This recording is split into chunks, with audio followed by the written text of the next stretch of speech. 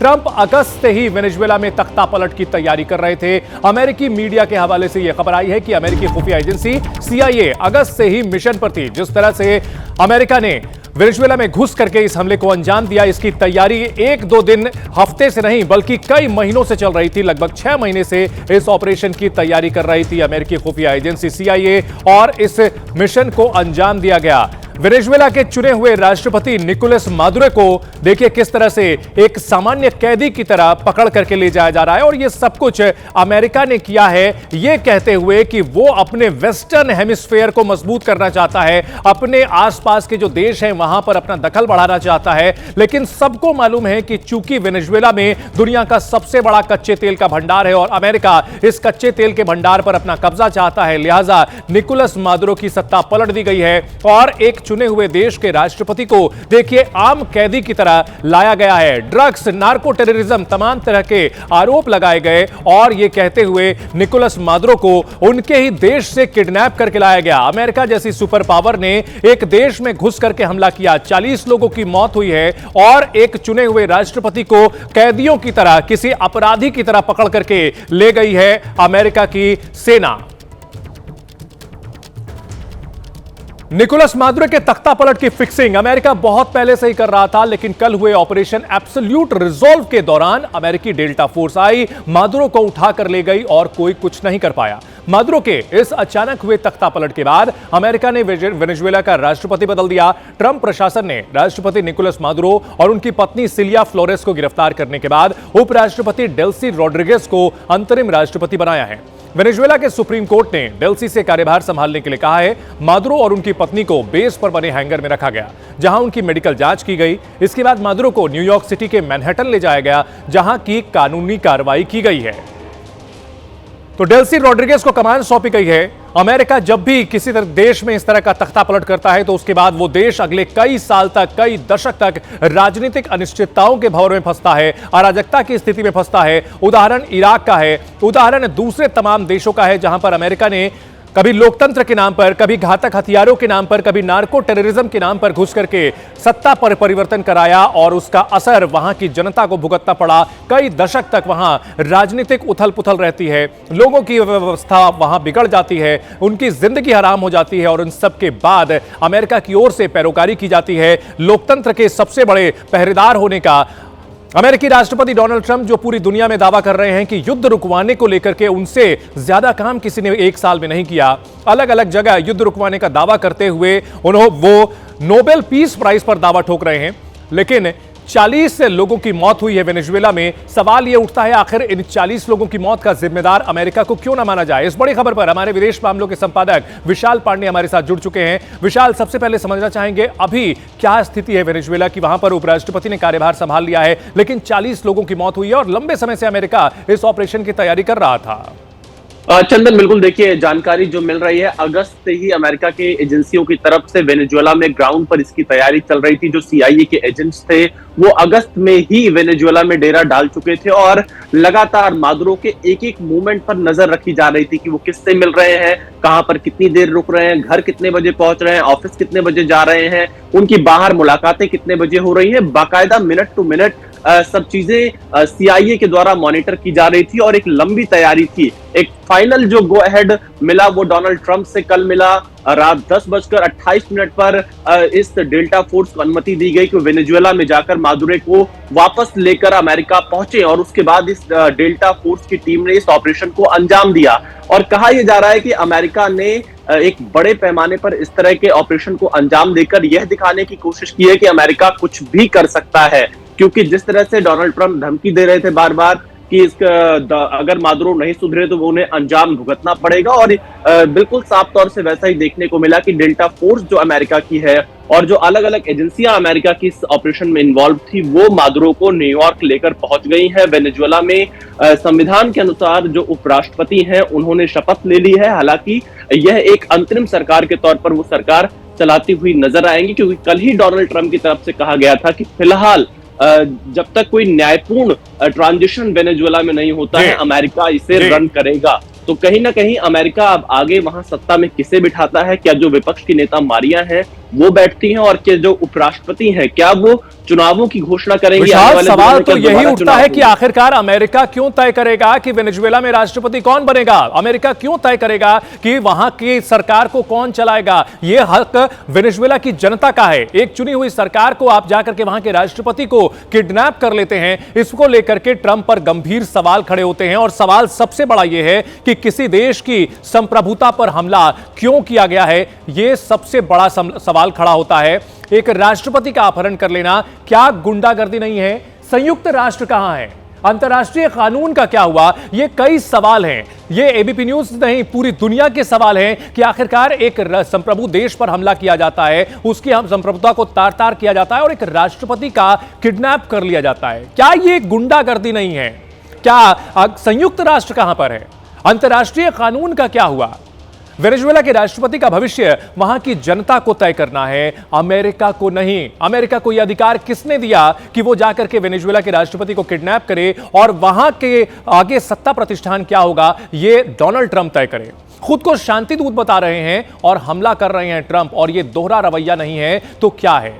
क्या जो देश ताकतवर होगा वो छोटे देश दूसरे देशों की संपदा पर कब्जा कर लेगा? यह बात किसी से छिपी हुई नहीं है कि वेनेजुएला में तेल का सबसे बड़ा भंडार है और अमेरिका की नजर, डोनाल्ड ट्रंप की नजर उस तेल पर थी। बार बार वो कह रहे थे और कल जो शाम को उन्होंने प्रेस कॉन्फ्रेंस की उसमें भी कहा कि हमारी कंपनियों ने वहां पर काम किया था, तेल निकाला था, लेकिन वो अधिकार उनसे छीन लिया गया और चोरी कर लिया गया। तेल की लड़ाई थी और इसी वजह से ये पूरा का पूरा ये रचा गया, ये कहते हुए कि नार्को टेररिज्म था। इसी को लेकर हमारे साथ कई खास मेहमान भी जुड़ चुके हैं। रक्षा विशेषज्ञ मेजर जनरल के सिन्हा साहब हैं, रक्षा विशेषज्ञ मेजर जनरल AK सिवाज साहब हैं और विशाल पांडे भी हमारे साथ बने हुए हैं। सबसे पहले के सिन्हा सर, ये अगर नोबेल पीस प्राइज तो छोड़िए, अगर गुंडागर्दी का कोई नोबेल होता तो डोनाल्ड ट्रंप को दे देना चाहिए था। जाकर के आप किसी देश में घुस करके राष्ट्रपति को किडनैप कर लेते हैं।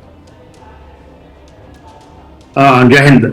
देखिए, आप जो बातें उठा रहे हैं एब्सोल्युटली सही है और पूरी दुनिया उठा रही है, इसमें कोई दो राय तो दिखता नहीं। ये दिन दहाड़े आपको एक तरह की गुंडागर्दी ही नहीं, उससे भी आगे की है ये कहानी, किसी को मृत्युदंड दे देना। मगर यही फितरत है दुनिया की।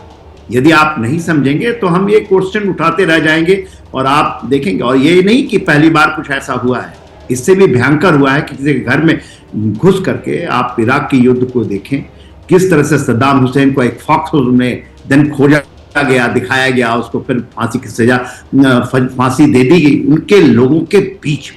और ये होता है कब? दो तीन चीजें हैं, जब आप कमजोर हैं और अमेरिका टारगेट ही करता है ऐसे देशों जहां पर कि उसको पता है कि उसकी दादागिरी चलेगी। दादागिरी सब जगह तो नहीं चलती। तो क्यों आज रशिया के पीछे वो सारे को डिश करके पड़ गए कि नहीं वो, क्योंकि वो स्पेस देना चाहते, उनको पता है वो खत्म हो जाएंगे। और इसी तरह अमेरिका बचकर निकल जाता है, वो भाग जाता है जब देखता है वहां अफगानिस्तान में। आपको याद होगा जो 15 अगस्त 2020 को याद कीजिए कि किस तरह से यही सैनिक आज डंका पीट रहे हैं कि बड़े साहसी हैं, बड़े ये हैं, कैसे भाग रहे थे कि वहां के लोग। देखिए, सारी चीजें हैं कि आपके अंदर में रेजिस्टेंस कितना है।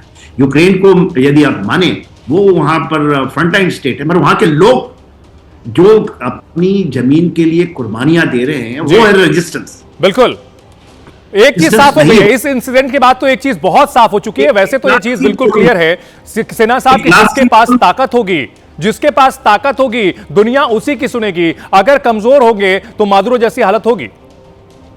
जी हाँ, एक चीज लास्ट बोलूंगा, आपको याद होगा हम अपने संदर्भ में बोलते हैं, चाइना आपके गलवान में आकर के ट्राई किया था, निहत्थे 20 लोगों ने अपनी कुर्बानी दी थी। और कुर्बानी दी थी उनको 1 इंच जमीन के ऊपर में टेंट लगाने के ऊपर। वो होती है जज्बा, वो होता। यहां पर यदि आप जैसा नाम लिया मोरिया कोरानो मचांडो, उनको मिलता है नोबेल प्राइज, वो ट्रंप को दे देती है। ये लोगों की कमजोरी है, वहां के लोग मिले हुए हैं। हम अमेरिका कर पाता है जहां पर वो चीजों को चला।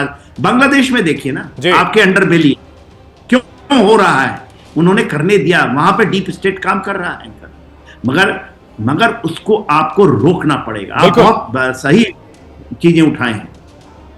जी सिवाज साहब, अगर बात की जाए विश्व समुदाय की, सो कॉल्ड विश्व समुदाय, यहां वो कोई नजर नहीं आता। अमेरिका की मर्जी होती है, वो वेनेजुएला में घुस करके आराम से ऑपरेशन को अंजाम देता है, राष्ट्रपति को किडनैप कर लेता है। सो कॉल्ड जो है डेमोक्रेटिक चैंपियंस जो है, कोई बोलने को तैयार नहीं है, सब अमेरिका के सामने भीगी बिल्ली बने हुए हैं।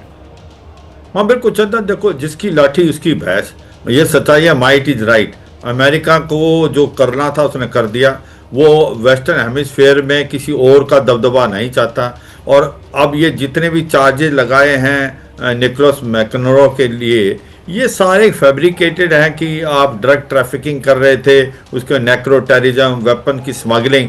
ये तो 3-4 महीने में इन्होंने, अमेरिका ने एक ऐसा इन्वायरमेंट इकोसिस्टम बनाया कि भाई वर्ल्ड को ये बता पाएं कि भाई जो निकोलस मैक्रो है ये इन चीज़ों में इन्वॉल्व है, मगर असली में तो कहीं और है। असली तो ये तेल के जो भंडार हैं वेनेजुएला के, उसकी तरफ इसकी नजर थी। अब ये सोच लो आप कि कोई दूसरा देश बोलेगा, देखो रूस है, चीन है या ईरान है, ये कुछ एक आवाज करेंगे, कोई खास कुछ नहीं होगा। क्यों? इसका दबदबा है। ये अभी भी अमेरिका अपनी वेस्टर्न हेमिस्फेयर में अपना दबदबा बनाने की कोशिश करता है। अगर ये यूनाइटेड नेशन में केस जाएगा, यूएन सिक्योरिटी काउंसिल में, पर दुर्भाग्य की बात है कि उसके ऊपर जो अमेरिका है वो वीटो पावर यूज कर लेगा। तो मुझे लगता नहीं कि ये कुछ होने अमेरिका के हाथ में सिवाज साहब ताकत तो हमेशा से थी, लेकिन विशाल निकोलस मादुरो को अंदाजा हो चुका था शायद कि उनके साथ आगे क्या होने वाला है, अमेरिका क्या प्लानिंग कर रहा है। कोशिश भी उन्होंने की थी कि किसी तरह से जो है समझौता हो जाए, लेकिन डोनाल्ड ट्रंप अलग ही मूड में थे। बिल्कुल देखिए चंदन, क्योंकि डोनाल्ड ट्रंप कई मौकों पर ये कह चुके थे कि वो बड़ा एक्शन लेने वाले हैं, और हालांकि उनके इस एक्शन का अंदाजा किसी को नहीं रहा होगा कि वो इस तरह का भी एक्शन ले लेंगे कि वहां के राष्ट्रपति को सीधे अमेरिका उठाकर ले आएंगे, गिरफ्तार कर लेंगे, कैदी बना देंगे और वहां पर अब कोई दूसरी सरकार बनाने की कार्यवाही शुरू होगी। हालांकि यहाँ पर जो हमारे 2 एक्सपर्ट हैं वो इस पर और ज्यादा जानकारी देंगे कि आखिरकार निकोलस मादुरो को क्या उनके अपनों ने धोखा दे दिया, क्योंकि इतने हाई सिक्योरिटी जोन में रहने वाले निकोलस मादुरो को जब यूएस की जो डेल्टा फोर्स जब वो कैप्चर करने पहुंची तो आखिरकार उनके सुरक्षाकर्मी कहां पर थे, क्यों नहीं वहां से और ज्यादा जानकारी सामने आ पा रही। क्योंकि कुछ अमेरिकी मीडिया रिपोर्ट्स को अगर हम पढ़ें तो उसमें यह साफ तौर से दावा किया जा रहा है कि अमेरिका की जो खुफिया एजेंसी है उसने निकोलस मादुरो के कई करीबियों को अपने साथ मिला लिया था, और निकोलस मादुरो के पल पल की जानकारी, हर एक मूवमेंट की जानकारी अमेरिका की खुफिया एजेंसी को थी, और जिसे डेल्टा फोर्स के साथ साझा किया जा रहा था। तो क्या निकोलस मादुरो को उनके अपनों ने धोखा दिया? उनके जिनके ऊपर वो विश्वास किया करते रहे होंगे कि इतने सारे सुरक्षाकर्मी जो उनके मौजूद हैं वो उनका साथ देंगे, क्या वो भी कॉम्प्रोमाइज हुए? ये भी एक बहुत बड़े सवाल इसमें निकलकर सामने आ रहे हैं। लेकिन अगर हम डोनाल्ड ट्रंप की बात करें, ये तो उनका चुनावी वादा रहा था कि वो ड्रग्स को रोकेंगे, ड्रग्स की तस्करी को रोकेंगे। इसके अलावा बार बार वेनेजुएला पर वो ये आरोप लगा रहे थे कि अवैध अप्रवासियों की बाढ़ वेनेजुएला से अमेरिका में आ रही है, ड्रग्स की तस्करी की जा रही है, प्रतिबंधित तेल का व्यापार किया जा रहा है, जिसको लेकर कई शिप को अमेरिका बीते दिनों वो जब्त भी कर चुका था, कुछ पर अटैक कर चुका था। लेकिन इतना बड़ा कदम डोनाल्ड ट्रंप उठा लेंगे ये निकोलस मादुरो ने नहीं सोचा होगा। निकोलस मादुरो विशाल बार बार ये कह रहे थे कि कोलंबिया से सबसे ज्यादा ड्रग्स जाता है, वेनेजुएला से नहीं। वो अपनी सफाई में ये दावा भी कर रहे थे, लेकिन डोनाल्ड ट्रंप पहले से इरादा अपना बनाए हुए थे। अब एक बड़ी खबर आ रही है कि मादुरो को नार्को टेररिस्ट घोषित किया गया है। न्यूयॉर्क में अमेरिकी कस्टडी में मादुरो और उनकी पत्नी है। अमेरिका में मादुरो पर जल्द ही मुकदमा शुरू होगा। नार्को टेररिस्ट घोषित किया गया है। जब सद्दाम हुसैन थे के सिन्हा साहब, तो उस वक्त, और इस पर एक रिएक्शन आ रहा है, वो अपने दर्शकों को सुना देते हैं किस तरह से नार्को टेररिस्ट घोषित किया गया है निकोलस मादुरो को। And it was an assault like people have not seen since World War II. It was a force against a heavily fortified military fortress in the heart of Caracas to bring outlaw dictator Nicolas Maduro to justice. तो यहां पर narco terrorist घोषित किया गया है। के सिन्हा साहब, जब सद्दाम हुसैन थे तो उनके पास बड़े घातक हथियार जो है मिले थे, बताए गए थे। 2003 से 2025 हो गए, वो घातक हथियार कहां मिले किसी को नहीं पता, और अब नार्को टेररिस्ट मादुरो को घोषित कर दिया गया है। अगर वहां पर वो तानाशाह थे भी तो वो अधिकार वेनेजुएला का जनता का था। आखिरकार डोनाल्ड ट्रंप को यह अधिकार किसने दे दिया था? वो तेल के चक्कर में उन्होंने अब वेनेजुएला को एक राजनीतिक अस्थिरता में धकेल दिया है। तो और आपने बताया नार्को टेररिज्म उन्होंने कहा है, और कल उन्होंने क्योंकि डोनाल्ड ट्रंप कहते हैं सेकंड वर्ल्ड वॉर के बाद ऐसा कोई ऑपरेशन हुआ, तो कि ये क्या बातें करते हैं। क्या देखिए, दुनिया है, सुनती है, क्योंकि वो कर पाते हैं, उनके यहाँ में comprehensive national power and bill है टू डू इट। के सिन्हा साहब, ये तो मशहूर है ना कि डोनाल्ड ट्रंप अमेरिका की दुश्मनी बुरी होती है लेकिन दोस्ती उससे ज्यादा बुरी होती है, और ऐसे में यहां पर कहीं ना कहीं भारत की ओर से जो अमेरिका के साथ एक निश्चित दूरी की रणनीति शुरू से बनाई गई रखी है। हमारे जो है करता धरता शुरू से काफी समझदार रहे थे, उन्होंने काफी शुरू में ही भांप लिया था कि अमेरिका पर कतई भरोसा नहीं किया जा सकता। सही बोल रहे हैं आप चंदन। देखिए, कल उन्होंने एक बड़ी बात कही अपने जो लास्ट 9 बजे का एड्रेस किया था। 97% वो कहते हैं इसका ड्रग कहता है सी से आती है, मगर पूरी रिपोर्ट है, यूएन की रिपोर्ट उठा, केवल 5% ड्रग जो आता है वो आता है by sea, otherwise 93% it come through land border Mexico. उन्होंने पूरा का पूरा नैरेटिव बताया और वो बोलकर निकल जाते हैं जी। वो कह देते हैं सेकेंड वर्ल्ड वॉर के बाद सबसे बड़ा ऑपरेशन, उनको पता क्या है, मगर यही चीजें हैं बड़बोलापन। वो कहते हैं कि भारत को हमने करवा दिया, हमारा और पाकिस्तान के बीच में रुकवा दिया वॉर, और वो 80 बार से भी ज्यादा कह चुके हैं, जो कि सच्चाई नहीं जी। तो दुनिया इन सब के बीच सवाल ये उठता है सिवाज साहब, सवाल ये उठता है कि अगर रूस जो है यूक्रेन पर हमला करता है तो अमेरिका और पूरा यूरोपियन यूनियन जो है तरह तरह के प्रतिबंध लगा देता है, ये कहकर कि आपने अटैक किया है। चीन की ओर से जब ताइवान को धमकी दी जाती है तो तमाम तरह के जो है दुनिया के देश सवाल उठाते हैं। अमेरिका वेनेजुएला में घुस करके राष्ट्रपति को किडनैप कर लेता है, लेकिन चुप्पी, सन्नाटा, पिन ड्रॉप साइलेंस, ये तो बड़ी दिलचस्प बात है। हाँ बिल्कुल चंदन, सच्चाई है, ये पहली बार तो अमेरिका ने किया नहीं।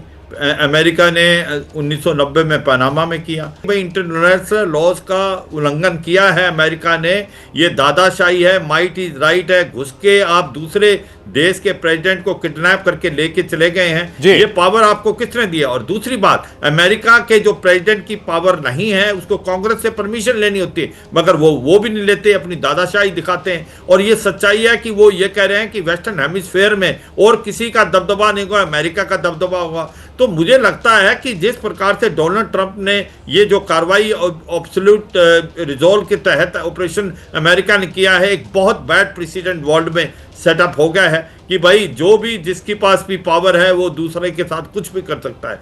मुझे लगता है कि इसके अंदर 4 चीजें और होने वाली। ये सच्चाई है कि अभी यूरोप भी बटा हुआ है, यूरोप इसके साथ खुल के नहीं आया है। जो इंग्लैंड और कनाडा के अलावा ऐसा कोई लग नहीं रहा कि ना स्पेन है ना इटली है, फ्रांस ने भी कोई नेगेटिव दी है, तो एक वो उसके साथ कोई ज़्यादा खड़े नहीं है। दूसरी बात है रूस, चीन और ईरान, वो कुछ खास कर नहीं पाएंगे, उंगली उठाएंगे, बोल लेंगे, क्योंकि कहीं ना कहीं उनको भी लगता है कि कल को उनको भी एक लेसन मिल सकता है, वो भी कुछ ना कुछ कर सकते हैं। तो ये सच्चाई है, एक बहुत बैड प्रेसिडेंट पूरे वर्ल्ड के अंदर सेट होगा। तीसरा, ये जितने भी ऑयल रिच हैं वेनेजुएला, उसकी तरफ इसकी नजरें हैं। अमेरिका वहां से आने वाला नहीं है। अमेरिका की कंपनियां वो ऑयल फील्ड चलाएंगी, पैसा कमाएंगी और अमेरिका में लाएगा। अब अस्थिरता का माहौल वेनेजुएला में ज्यादा रहेगा। अब ये सोचना कि शायद यही अहम बात यही है सिवाज साहब, मेरा सवाल यही आगे होने वाला था कि अब वहां जो है क्या स्थिति होने वाली है। इन सब के बीच एक बड़ी खबर आ रही है, अमेरिका की वेनेजुएला पर कार्रवाई को लेकर खुद उसके ही देश में राजनीति गरमाई गई है। न्यूयॉर्क सिटी के मेयर जोहरान ममदानी ने अमेरिकी हमले का विरोध किया है, तो अमेरिका के ही शिकागो और सैन फ्रांसिस्को में निकोलस मादुरो की गिरफ्तारी का विरोध हुआ। इसके साथ ही लंदन की सड़कों पर यूएस एक्शन का विरोध हुआ है, वहां अमेरिकी दूतावास के सामने विरोध प्रदर्शन किया गया है। फ्रांस में भी वेनेजुएला के राष्ट्रपति को बंदी बनाने का विरोध किया गया है, वहां प्रदर्शनकारियों ने अमेरिका के झंडे में आग लगा दी है। जगह जगह विरोध प्रदर्शन किया जा रहा है। भले ही निकोलस मादुरो तानाशाह थे, भले ही उनका अपने देश में विरोध होता था, लेकिन अगर वहां पर सत्ता परिवर्तन होना था तो ये वहां की जनता को करना था। अमेरिका वहां पर घुस करके राष्ट्रपति को किडनैप करता है और वहां अब उपराष्ट्रपति के हाथ में सत्ता होगी। आगे वेनेजुएला का राजनीतिक भविष्य क्या होगा, ये अब देखने वाली बात है, क्योंकि अमेरिका ने जहां भी इस तरह सत्ता परिवर्तन कराया है, चाहे लिबिया हो, पनामा हो या फिर इराक हो। विशाल हमारे साथ बने हुए हैं। विशाल, ऐसा लग रहा है अगर इतिहास देखें तो अमेरिका ने जहां भी इस तरह की सैन्य कार्रवाई की है, सत्ता परिवर्तन किया है, वो देश अगले कुछ दशकों तक बड़ी ही बुरी स्थिति में पहुंचा है और वेनेजुएला में भी ऐसा ही होने की आशंका दिख रही है। देखिए चंदन, ट्रैक रिकॉर्ड तो यही बताता है और वेनेजुएला के राष्ट्रपति की गिरफ्तारी के बाद से राजनीतिक अस्थिरता वेनेजुएला में फैल चुकी है। उपराष्ट्रपति भले ही सत्ता संभाल चुकी हो, लेकिन ये उनको भी पता है कि अमेरिका जो चाहेगा वेनेजुएला में वही होगा।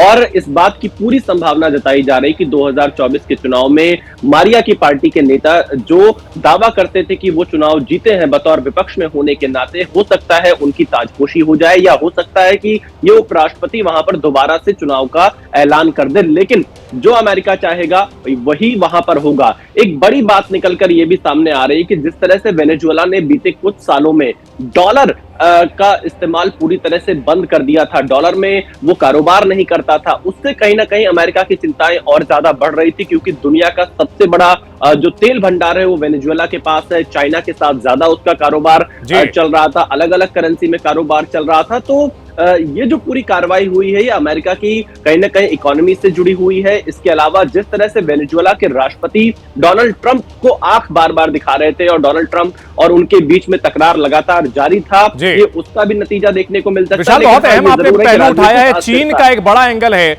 वेनेजुएला तमाम प्रतिबंधों के बावजूद चीन के साथ कारोबार कर रहा था और चीन के जो है वहां पर एक प्रतिनिधि एक दिन पहले वहां देखे भी गए थे, वहां मिलने के लिए पहुंचे भी थे। कहीं ना कहीं एक बड़ा ये एंगल है। वेनेजुएला के राष्ट्रपति मादुरो को बंदी बनाए जाने का विरोध जारी है। संयुक्त राष्ट्र सुरक्षा परिषद पहुंचा है यह मामला। सोमवार को हो सकती है यूएनएससी की बैठक। कोलंबिया की अपील पर यह बैठक बुलाई गई है। यूएनएससी की बैठक के लिए रूस और चीन का समर्थन है। तो संयुक्त राष्ट्र की सुरक्षा परिषद की बैठक बुलाई गई है, सोमवार को हो सकती है। लेकिन सवाल है कि क्या निकोलस मादुरो को रिहाई करा सकता है सुरक्षा परिषद, क्योंकि अमेरिका की ओर से वीटो लगा दिया जाएगा। ऐसे में यह भी सवाल उठता है कि आखिर इन बैठकों का क्या मतलब रह जाता है। जब अमेरिका की ओर से घुस करके किसी देश में राष्ट्रपति को किडनैप किया जा सकता है, तो दुनिया में वो संस्थाएं जिनका काम शांति बहाल रखना है, वर्ल्ड ऑर्डर को बनाए रखना है, उनकी क्या अहमियत रह जाती है। क्या अमेरिका जैसे देश पूरी तरह से अपनी मनमर्जी चलाएंगे? कोलंबिया की अपील पर बैठक तो बुलाई गई है, विरोध भी किया जा रहा है, लेकिन ऐसा लगता नहीं है इतिहास को देखते हुए कि इन बैठकों का कोई नतीजा निकलेगा, कोई असर पड़ने वाला है। अमेरिकी राष्ट्रपति डोनाल्ड ट्रंप ने जो यहां पर दावे किए हैं नार्को टेररिज्म वाले, इन सब के पीछे असल खेल क्या है वो एबीपी न्यूज लगातार बता रहा है। जो ट्रंप पिछले साल हर जगह खुद को शांति का सबसे बड़ा दूत बताते रहे थे, हर युद्ध में टांग अड़ाकर सीज फायर का दावा कर रहे थे, उन्हीं ट्रंप ने 2026 में तेल के लिए शांति की समाधि बना दी है। कल रात अमेरिकी सैनिकों ने पड़ोसी देश वेनेजुएला पर हमला किया, 30 मिनट में बम और गोलों की बारिश कर दी, राष्ट्रपति को किडनैप कर लिया। नए साल में नए युद्ध का यह आगाज है।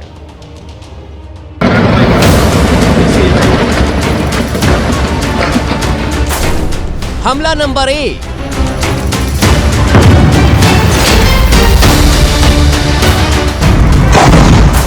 हमला नंबर 2, हमला नंबर 3 और हमला नंबर 4।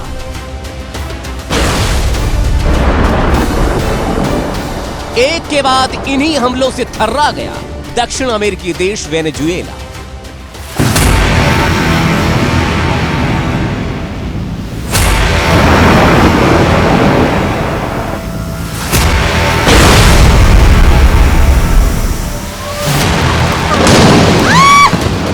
शुक्रवार की रात अमेरिका ने वेनेजुएला में कुल 7 हमले किए। देश के 4 शहरों को टारगेट करके मिलिट्री बेस को निशाना बनाया। वेनेजुएला के आसमान में उठते आग के ये गोले उसी हमले की गवाही है।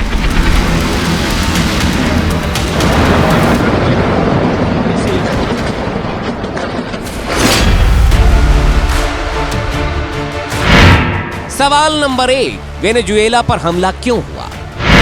सवाल नंबर 2, इस हमले से अमेरिका को क्या हासिल हुआ? सवाल नंबर 3, क्या दुनिया एक नया युद्ध देखने जा रही है? सवाल नंबर 4, क्या नया साल युद्ध का साल होने वाला है? सवाल नंबर 5, क्या इस युद्ध ने दुनिया को नया खतरा दे दिया है? सवाल नंबर 6, क्या अमेरिका दादागिरी पर उतर आया है? इन तमाम सवालों के जवाब आज हम इस रिपोर्ट में आपको देने वाले हैं।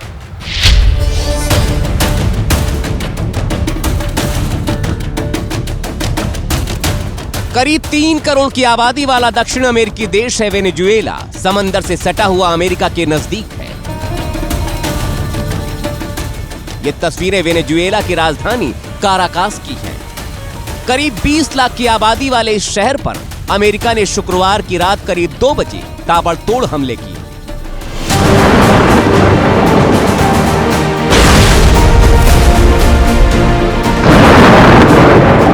संसद पर हमला हुआ, एयरपोर्ट पर बम गिराए गए, सैन्य ठिकानों को नेस्तनाबूद किया गया। काराकास पर जैसे ही अमेरिकी अटैक हुआ, शहर की लाइट चली गई। धमाकों की आवाज सुनकर लोग इधर उधर भागने लगे।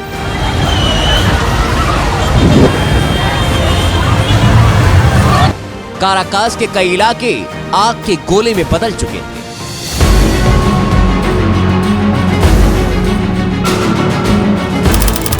काराकास और अमेरिका की राजधानी वॉशिंगटन डीसी की हवाई दूरी करीब 3000 किलोमीटर है। वेनेजुएला के इस शहर में अमेरिका ने सैन्य ठिकानों को निशाना बनाया। इंटरनेशनल मीडिया की रिपोर्ट के मुताबिक राष्ट्रपति ट्रंप ने वेनेजुएला के अंदर सैन्य सुविधाओं और कई चुनिंदा जगहों पर हमले का आदेश दिया था। अमेरिका के लड़ाकू हेलीकॉप्टर के बेड़े का एक वीडियो वायरल हो रहा है। हमले के दौरान लड़ाकू हेलीकॉप्टर राजधानी काराकास के आसमान में उड़ते नजर आ रहे हैं। वेनेजुएला पर हमले के कई घंटे बाद तक यह साफ नहीं हो पा रहा था कि यह हमला अमेरिका ने किया है या किसी और ने। लेकिन थोड़ी देर बाद अमेरिका के राष्ट्रपति डोनाल्ड ट्रंप एक पोस्ट कर इस बात की पुष्टि करते हैं कि यह हमला अमेरिका की तरफ से किया गया था और इस हमले में अमेरिकी सैनिकों ने वेनेजुएला के राष्ट्रपति निकोलस मादुरो और उनकी पत्नी को गिरफ्तार कर लिया है। हालांकि अमेरिकी मीडिया यह दावा कर रही है कि निकोलस मादुरो ने खुद ही देश छोड़ने का फैसला किया। एक तस्वीर भी सामने आई है जिसमें मादुरो को अमेरिकी सैनिक पकड़े हुए दिख रहे हैं। ट्रंप के सोशल मीडिया पोस्ट और इस तस्वीर ने साफ कर दिया है कि हमला अमेरिका ने किया है। लेकिन यह हमला क्यों हुआ है, यह अब भी बड़ा सवाल बना हुआ था, क्योंकि ट्रंप मादुरो को ड्रग तस्करी से लेकर अवैध घुसपैठ का जिम्मेदार मानते रहे हैं। ऐसे में इस हमले और मादुरो की गिरफ्तारी को लेकर इंटरनेशनल मीडिया में कई तरह की चर्चा हो रही थी। वेनेजुएला से बिगड़े अमेरिकी संबंधों की तरफ ध्यान दिया जा रहा था और इसी दौरान सोशल मीडिया पर ट्रंप का एक पुराना वीडियो वायरल हुआ। 2024 में दूसरी बार सत्ता संभालने से 9 महीने पहले का ये वीडियो है, जिसमें ट्रंप ने सत्ता में आने पर वेनेजुएला की बर्बादी और तेल हथियाने की बात कहते हुए सुनाई दे रहे हैं। How about we're buying oil from Venezuela? When I left, Venezuela was ready to collapse. We would have taken it over. We would have gotten all that oil. It would have been right next door. यानी 2 सवालों का जवाब शीशे की तरह साफ हो चुका है। पहला ये कि अमेरिका ने हमला क्यों किया और दूसरा ये कि हमले के पीछे वजह तेल का खेल है। मकसद साफ है, मंशा साफ है कि ट्रंप की शांति गई तेल लेने। नए साल में अमेरिका का खेल अब शुरू हो चुका है। अब इसी से एक नया सवाल पैदा होता है कि वेनेजुएला के पास कितना तेल है कि अमेरिका को उस पर ईरान, इराक की तरह हमले की जरूरत पड़ गई। इसका जवाब इन आंकड़ों के जरिए समझिए।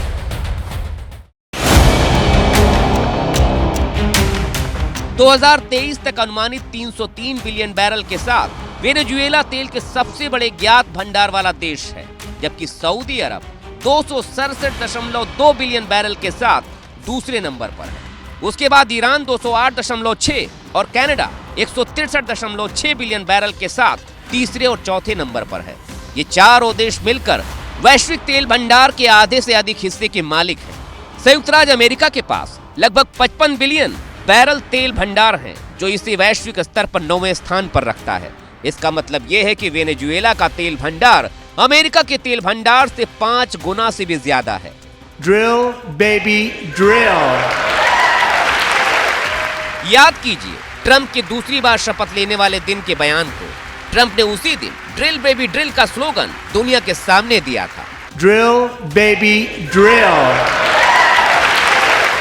मकसद तेल के खेल में राजा बनने का था, दुनिया पर राज करने का था। अगर वेनेजुएला के तेल भंडार पर अमेरिका का कब्जा हो जाता है तो फिर ट्रंप दुनिया को अपनी उंगलियों पर नचाने की कोशिश करेंगे। इससे अमेरिका की पश्चिम एशिया के तेल पर निर्भरता भी कम हो सकती है। इसका जवाब हमने अपने भारतीय एक्सपर्ट से भी जानने की कोशिश की। अमेरिका वेनेजुएला के तेल पर डेफिनेटली कब्जा चाहता है, वो एक स्ट्रेटेजिक ऑब्जेक्टिव है, परंतु उसके अलावा एक और बड़ा ऑब्जेक्टिव वो भी है कि अमेरिका ये नहीं चाहता कि उसके बैकयार्ड में लैटिन अमेरिका में चाइना का इन्फ्लुएंस बढ़े। चाइना का वेनेजुएला के साथ काफ़ी अच्छा रिश्ता है, फ्रेंडली है। वेनेजुएला का तेल जो है चाइना सबसे ज़्यादा खरीदता है और चाइना इन्वेस्टमेंट्स भी कर रहा है वेनेजुएला में। तो अमेरिका ये नहीं चाहता कि उसके बैकयार्ड में चाइना का इन्फ्लुएंस हो। अमेरिका ये भी नहीं चाहता कि उसके बैकयार्ड में कोई लेफ्टिस्ट सोशलिस्ट सरकारें हों। यानी जिसके पास जितने ज्यादा तेल के कुएं, उसके पास उतना ज्यादा पैसा। दुनिया को प्रभावित करने की उतनी ही ताकत ट्रंप जैसे बिजनेस माइंड लीडर इस बात को अच्छे से समझते हैं और उसी का फायदा उठाने के लिए पड़ोसी पर बम के ये गोले ट्रंप ने गिराए हैं। अमेरिका के राष्ट्रपति डोनाल्ड ट्रंप ने वेनेजुएला के राष्ट्रपति निकोलस मादुरो को गिरफ्तार करने का जो दावा किया है, अगर वो सच है तो वेनेजुएला के संविधान के अनुसार वेनेजुएला की उपराष्ट्रपति डेल्सी रोड्रिगोज वेनेजुएला का कार्यभार संभाल सकती है। हालांकि जो विपक्ष के नेता रही हैं मारिया कोरिना, जिन्हें हाल ही में नोबेल शांति पुरस्कार दिया गया था, वो भी इस पद की दौड़ में सबसे आगे बताई जा रही हैं। हालांकि वेनेजुएला में आगे सियासी हलचल कैसी होगी, ये तो डोनाल्ड ट्रंप ही तय करते नजर आएंगे। एआईएमआईएम के चीफ असदुद्दीन ओवैसी ने वेनेजुएला के राष्ट्रपति निकोलस मादुरो की गिरफ्तारी पर अपनी प्रतिक्रिया दी है। मुंबई के गोवंडी में जनता को संबोधित करते हुए ओवैसी ने पीएम मोदी से बड़ी मांग की है। ओवैसी ने कहा कि अगर डोनाल्ड ट्रंप दूसरे देश में कार्रवाई कर सकते हैं तो नरेंद्र मोदी भी 56 इंच का सीना दिखा सकते हैं और पाकिस्तान जाकर 26/11 हमले की साजिश करने वालों को भारत ला सकते हैं।